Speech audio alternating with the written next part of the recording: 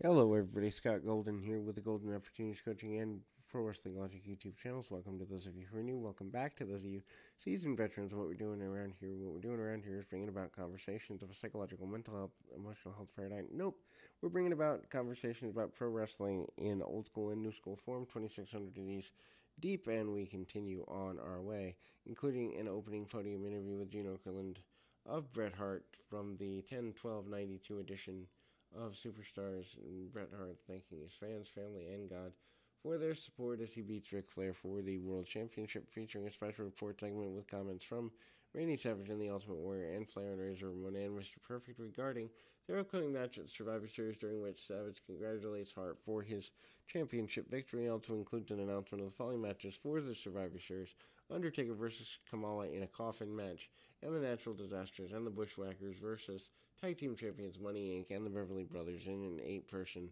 elimination match, following a vignette promoting the return of Bob Backlund, where Backlund's family is shown and his construction business is highlighted as well. Then we go to the Beverly Brothers with the Genius defeating Jerry Fox and Eric Friedman. 235 when Bo scores the pin following a head spike. Basically, greetings from Shaker Heights in a pretty rough run there. The Genius is accompanying them to ringside, and the Genius is obviously extremely happy with that particular foray of things. Obviously, Bobby Heenan, on the other hand, is, well, not, and ultimately kind of keeps things going.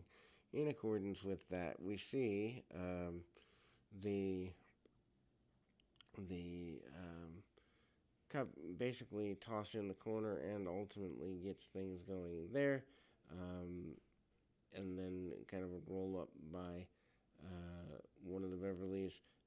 Fox doesn't get everything he wants there, but hits a power slam and the Shaker Heights, and ultimately getting uh, you know, kind of getting things going in accordance with that. And then we see a couple of shots in there. Then we go to Max Moon and the Brooklyn Brawler.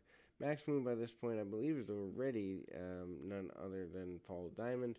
Moon hits a couple of hip tosses and drop kick, and tries to, and does do a pescado over the top rope onto the Brooklyn Brawler, back when those moves were actually impressive because you didn't see them every other move in every other match. Then we see Brooklyn Brawler come back into the ring, still managing to be a pretty good heel. Hits a spin kick up into the corner, doesn't get everything he wants there, but kind of the roll through, almost a Finley style roll, and tries to kind of dump his man forward. The Max Moon costume is ridiculous looking, but still getting the crowd behind everybody involved in the process here anyway. And then we see Max Moon with a crossbody from the top rope on the inside. Max Moon manages to get the victory from the crossbody and is in a good space there. We see the Macho Man Randy Savage going right after his uh, basically deal with the Warrior, and Savage and the Warrior are basically saying they want to get rid of Ric Flair and Razor Ramon at the as the Ultimate Maniacs. Also, as Randy Savage congratulates Bret Hart, Mr. Perfect is not happy that Bret Hart is the world champion. Also, Savage is the main target of one brand new Razor Ramon. Ramon having come in the summer of the year and already placed in a pretty big run there. Then Ric Flair talks a lot of trash about the Ultimate Warrior in the promo, even though that Warrior match is less than, a month and a half away. Doesn't go anywhere in that proper direction. Then we go to the Repo Man, relatively new character here. Repo Man is pretty consistent about wanting to eradicate himself in a, I guess you'd say, non-secular way, and managing there. Does the Repo Man defeat Steve May via submission, half grab after sending him into the buckle, and a couple of body slams and other basic maneuvers, half crab by the Repo Man. getting the victory for the wannabe repossessor. Repo Man really hasn't come in and done a whole heck of a lot yet, but it's early in his career run here, and certainly he has larger things on his brain. Then we go to the Event Center upcoming deal here. Event Center, of course, Sean Mooney letting us know at the Boston Garden Saturday afternoon, November 7th. A lot of these deals are Boston area localized, and Crush promises to get rid of the Berserker at the hands of Mr. Fuji, and that is the basic thing here. Crush also, Money Incorporated, is tired of being embarrassed by the natural disasters, and they want their tag team champions back in Boston on the 7th of November. Natural disasters promise to take the Money Incorporated and Jimmy Hart and squash them into oblivion. Then we go to Nails. Nails in an enhancement match here.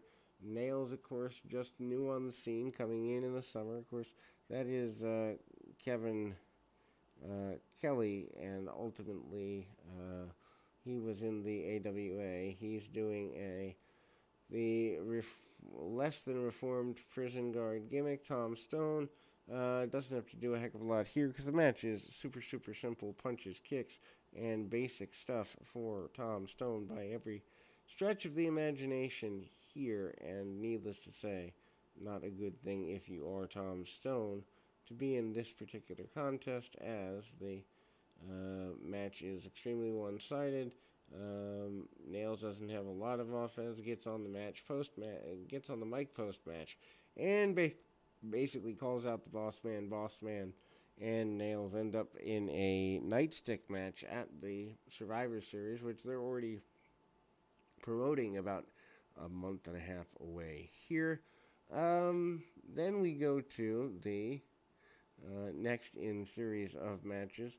Tag Team Champions, the Natural Disasters, relatively new to the babyface ranks. Maybe not terribly new, but certainly only a few months anyway. Natural Disasters are your Tag Team Champions, having defeated Money Incorporated for those belts.